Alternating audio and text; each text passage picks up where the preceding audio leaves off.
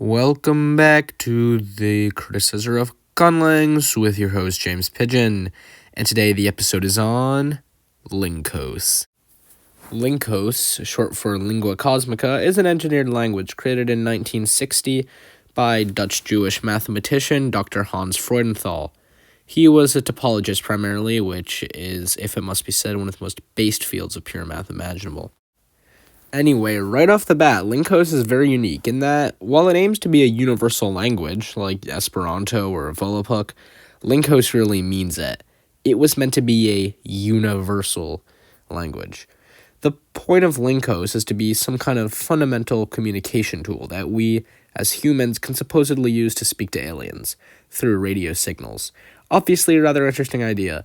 Astrobiology is certainly a fascinating field, and astrolinguistics, the problem of communicating in space, is possibly even more interesting. This whole field, dominated by SETI, is very interesting to look into, actually. The phonology of Lincos, if you can call it that, is made up entirely of radio signal pulses. Makes sense? It's a relatively easy wavelength to access and safe enough, for humans at least, for near constant exposure. It seems logical that a civilization would develop radio communication at some point, but it's not a guarantee. This argument is going to come up a lot later, so I might as well address it here. This whole thing obviously relies on the idea that all civilizations would necessarily develop radio technology, use language, have a concept of time, etc. You might see this leap in logic and think it absurd, that this whole thing is based off the assumption that the aliens would understand this language at all, or even have a concept of languages as we know them, but this problem has been thought about a lot in the field. Think about it. We only have one data point for life, the life forms of Earth. So the only place we know for sure life can form is a planet like Earth, and the only kinds of civilizations we know for absolute sure are possible are our own. Does that mean that life couldn't form on places very different than Earth, or that civilizations extremely different than ours couldn't develop? Not necessarily.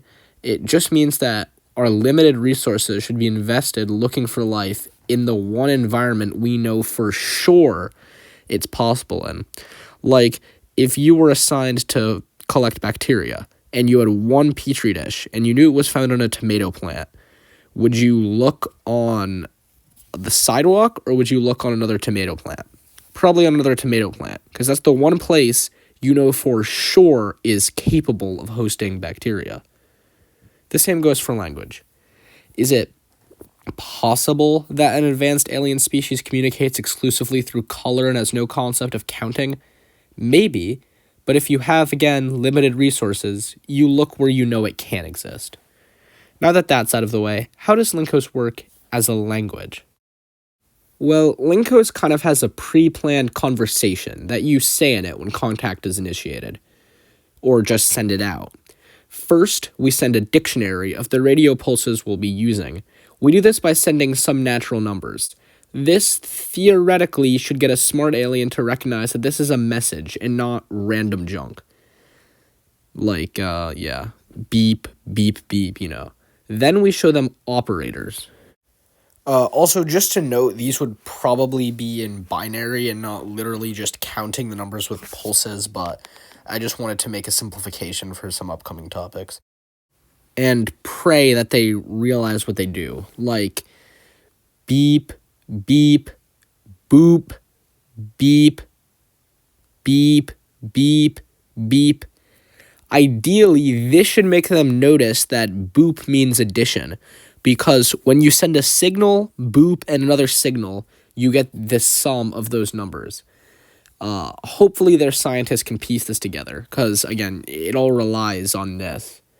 And we keep sending this dictionary of math until we've covered every basic operator and gone into logic and set theory, the basis of language. At the end of this step, we ask our first question by leaving an expression unanswered. If we're lucky, they send their response, and it's correct.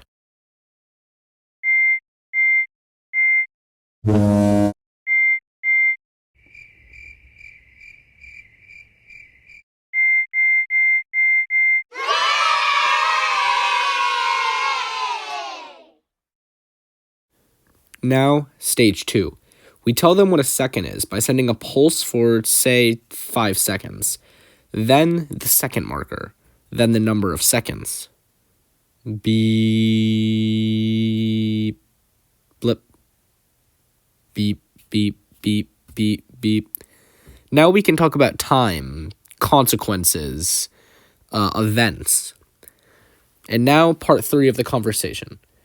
I won't go into as much detail here because it gets extremely complex and goes into topics like formal logic that, while I find very interesting, are beyond the scope of the Conlang review show. I would highly recommend reading the original book by Dr. Freudenthal, which is available for free online. It contains over 200 pages of Lincos lore. Essentially, once we've developed a bunch of statements in formal logic and signifiers, we can communicate basically any logical thought. This is like how those logicians can express natural sentences with only greater than symbols in set theory. It's all part of the field of logic, which we're betting they also have. But basically, we try to talk about scenarios between characters communicating. We also drop a new frequency that signifies questions outright, and they hopefully start answering.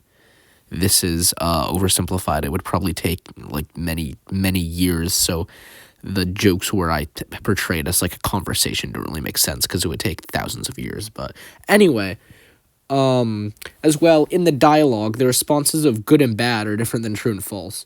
For example, if character 1 asks for 1,000 over 400 and character 2 gives the response of 100 over 40, the response will be bad and not false because, while true, it was not simplified. And then we go on to tell them about somehow humanity or solar system, physics, and our lives. Overall, Lincos has received moderate praise from the scientific community. It's been spoken twice in the Cosmic Call experiments of 1999 and 2003. So far, no response. And here's the example text in Lincos' human orthography. Obviously, these would just be radio pulses of different frequencies, but you can see how the sentences are structured. So, are there any criticisms I can even make about Lincos? Well, the only thing I can really think of is that this pretty much requires an alien scientist to understand it. If some random radio station picks it up, they'll probably not be logical enough to figure it out. But again, what else can you do? Astrobiology and astrolinguistics are about beating extremely bad odds and working with one data point. Also, the book itself was criticized for just being extremely dense and not explaining any formal logic terms. If any would-be philosopher wants to read it, though, and criticize his use of predicate logic or something, go ahead and drop your diss in the comments. So, I have to give Lincos credit. For an almost impossible goal, it's designed in a very clever way that most people wouldn't have thought of. In the end, I've debated whether to even rank Lincos. It's so different than these other languages. It's hard, but I decided to give Lincos, controversially, the number 1 spot, making it the best Engelang I've reviewed so far. Even if Bliss Symbolics and Simplies meet their less ambitious goals better, they're far from optimal. There are a ton of changes even I could make to improve either of those languages.